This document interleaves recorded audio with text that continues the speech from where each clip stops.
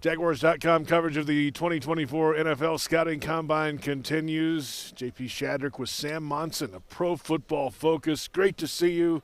This is your element, right? All this combine stuff? Yeah, it's fun. It's a lot of combines for us at this point, between doing the team side stuff where we meet with all the teams and kind of get feedback on the PFF products and everything we do from them, and then all this media stuff with the podiums and all that kind of thing. Yeah, it's fun.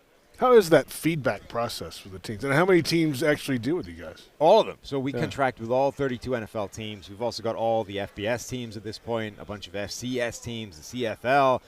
This week is mostly meeting with NFL teams and getting sort of feedback from all 32 of them. And it's basically a check-in. You know, it's hey, everybody has access to the same thing. You know, you all pay for the same data, the same information, the same grading, the same everything. But what differs for each team is how they use it. You know, what do they do with it, and all those kinds of things. And how that works for them kind of dictates what we could do better, right? Like, what would help you guys with your process, given how you use the data, given what you use from all of our information. You know, what could we do better for you? And obviously, you're going to get 32 different answers to that, and then hopefully somewhere in the middle there are common threads and things that we can then add for next year and improve and help multiple teams. 30,000-foot view of the Jaguars now heading into this offseason. After the collapse of last year, losing 5 of 6, where do they stand? How far away are they from returning back to a playoff form? No, I don't think they're far. I think this is a reasonably good roster. I think it's quite strong in a lot of areas. I think Trevor Lawrence, you know, the most important position, the most important player, I think he's better than the narrative is going to be. I think, in fact, this offseason, you know, we're barely into it. We're still focusing on free agency. It's not even happened yet, the draft. Yeah. At some point in this offseason, the narrative on Lawrence is going to jump the shark, and we're going to hear some ridiculous things. He's better than that. You know, he got let down pretty consistently last season by his receivers. He was also fractions away from a bunch more big plays. And it's not that isn't true for a lot of other quarterbacks, but the number of them for Lawrence was big, you know. So the numbers for him, I think, do not paint a fair picture of how good he has been. And maybe it's still true to say, you know, he hasn't been this generational type of prospect, and he hasn't been the best quarterback in the NFL. You know, the guy that he was billed as being the next Peyton Manning, the next John Elway, whatever. But I think he's been better than the perception will be at some point. And if we can get him surrounded with the right group of talent, or simply that talent plays better, you will get a better version of Trevor Lawrence.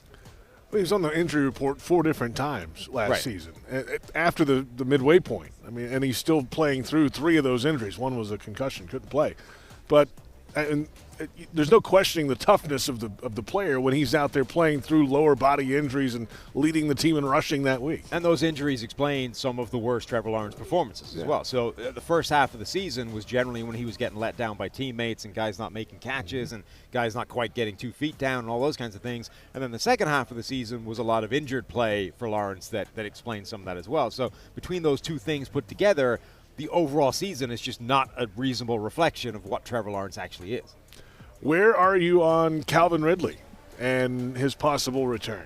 I think Calvin Ridley is a good player, but I think this year didn't change the story on him, which is he's a good player. He's like a number 2 receiver. He's very good at separating. He's a good route runner.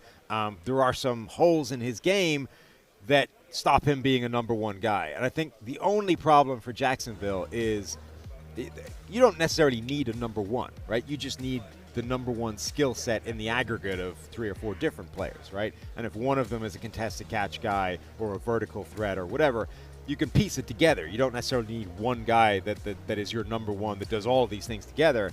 But if you don't have that guy, then you need to have that diverse skill set. And I think Ridley and Christian Kirk are too similar, and they kind of cannibalize each other's opportunities. So for that reason alone, I think, you know, you need to be open to other options. And maybe you can have both of them coexisting in the same offense if you find the right other guy. But it also does then raise the question of, well, do we need both of them?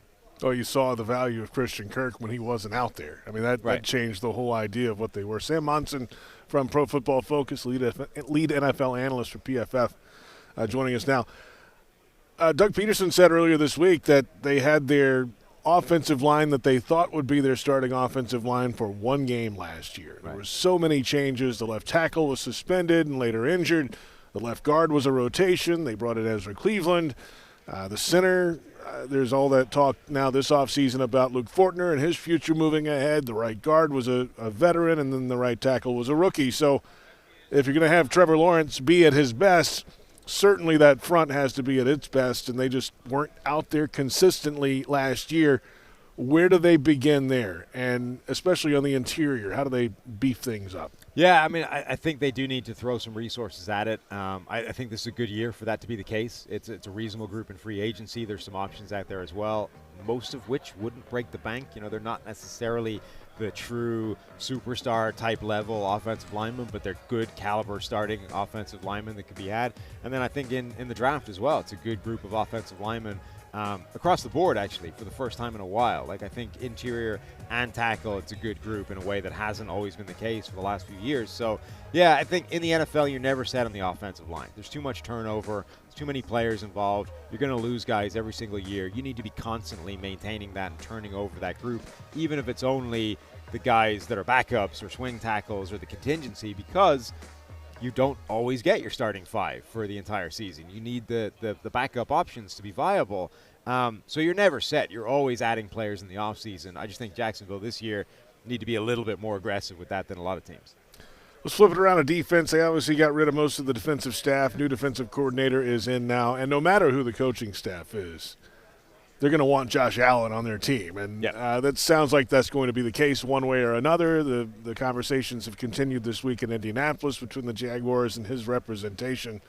But, I mean, what timing, right, to go have a career year in a contract year. This is going to be – and he's the kind of guy you want to build a defense around. He has the great mentality in that city, in that community, in that team. You got to get this done. Yeah, I think so. He's been a great player for them. They've thrown, first-round pick after first-round pick, particularly at edge rusher, and he's the one that's panned out. Like, he's been the primary and the consistent source of pass rush for them, and he's gotten better every year. Like, he's still getting better. Maybe he's not quite an all-pro, but that's only because right now we're in this crazy world of just an incredible glut of these amazing edge rushers. Myles Garrett, Micah Parsons, Nick Bosa, TJ Watt, Max Crosby. Yeah. That's already more players than there are all-pro spots for edge rushers. And then you get, a couple of more spots further on for a guy like Josh Allen. But he's right there. Like, he's at that top of the second tier, I guess, or the bottom of the first tier of these elite edge rushers. You can't let that guy walk, particularly because none of the other ones that you've thrown resources at have worked out yet. And maybe Trayvon Walker develops into that, but until he does, you can't risk not having Josh Allen. There was so many promising signs for Trayvon, though, at the end of the season, though. The way he finished and the way Josh Allen finished, that's a pretty good combo, especially if you can move Walker around a little bit. And they kind of tested that toward the end of the season, it felt like, inside some. Hey, maybe that's the future for him. Yeah, I mean, the thing about Trayvon Walker is he has literally unprecedented tools. Nobody has ever come into the NFL. We talked about this during the season. Right, with that composite of size, speed, length, acceleration, burst, everything, right? Nobody, literally. It's the most impressive athlete that's ever come into the league at that position. So he's going to have the potential to do special things. The question becomes, how consistently can he do it? How long is it going to take to become that player?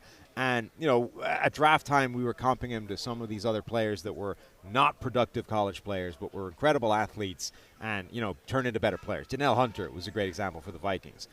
Really not a good college player at all, like no kind of production, but was a crazy athlete, and he became very quickly a really good player in the NFL. Rashawn Gary was another one who better athlete than football player in college, and it took him longer in the NFL. It took him kind of 2 years to hit the ground running. And then he became a really, really good player. So the problem for Walker is that it's already reaching that point where we're a couple of years in now, and we haven't yet even seen what Rashawn Gary is capable of. And he's a better athlete than Rashawn Gary was. And then the other thing that doesn't help him is, meanwhile, Aiden Hutchinson, the guy that he's always going to be connected to and compared to, is in that, like, Josh Allen category of, like, maybe he's not quite an all-pro, but he's right there with those guys. 100 pressures last season. So the guy that you could have had is already a dominant force, and the guy that you now need to get to that level is still a work in progress. Is still an athlete that's able to make some special plays, but is just not doing it consistently enough. Sam Monson, Pro Football Focus, final couple thoughts with you here. And it's amazing how fast the division can flip. I mean, the Jaguars overtook obviously the Titans last year and won the division on the final day, and all that happened.